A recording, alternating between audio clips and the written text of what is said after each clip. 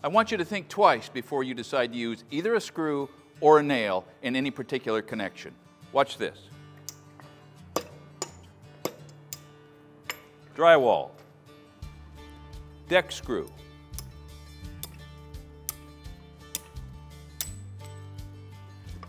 GRK,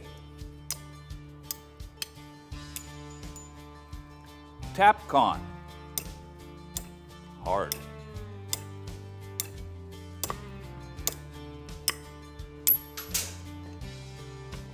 big GRK,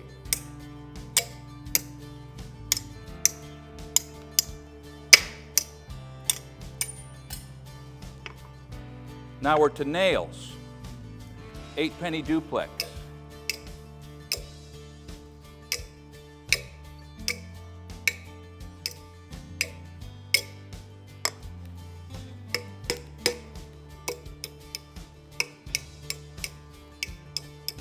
nails do not like to break.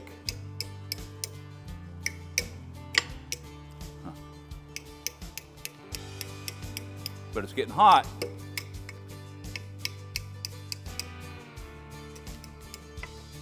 Do it this way. Tico.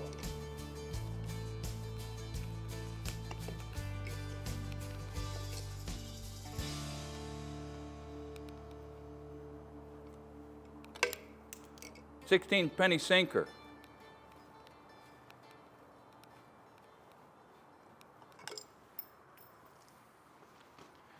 I want you to think about that next time you reach into your nail bags or into your tool bucket and decide to pull out a drywall screw, a GRK, a Tapcon, or a nail for any particular application, and be sure that whatever you're doing is not going to subject that fastener to much of this. And if it is, you better use a nail instead of a screw. Let me tell you what I understand about why screws break off quickly, nails break off slowly. It's because of the carbon content and the tempering that happens after the screws are made hard. It's the conundrum that a blacksmith plays with all the time. I sometimes forge railroad spike knives, and then I do a differential quench where the edge is brought up to critical temperature and quenched in water. That is the only temper that I give to this. With swords and with cold chisels and other implements, it's a more sort of detailed process, bringing the whole piece up to critical temperature, about 1450 degrees, and quenching it, maybe in oil.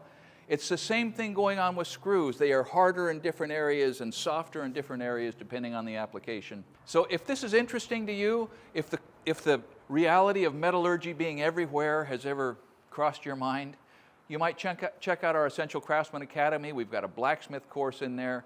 We have other videos on the channel where I'm making swords and tempering cold chisels and that sort of thing. But the Academy is where you could get a lot more information on this. And if it's interesting, or you know somebody that is interested in this sort of thing, point them that direction. But the takeaway for this video is when you reach into your nail bags or get into your tool bucket for either a nail or a screw for any particular fastening thing that you're trying to do, whatever it is, think twice. Because if that fastener has to withstand any lateral motion, any flexing, any back and forth, it's got to be tempered. It's got to be a material and a fastener that's intended to provide that shear strength over time. If it just has to be hard and go in and hold tight and it never goes back and forth, pick your poison. Put it in, pay attention, and then see what happens. Thanks for watching Essential Craftsman, and keep up the good work.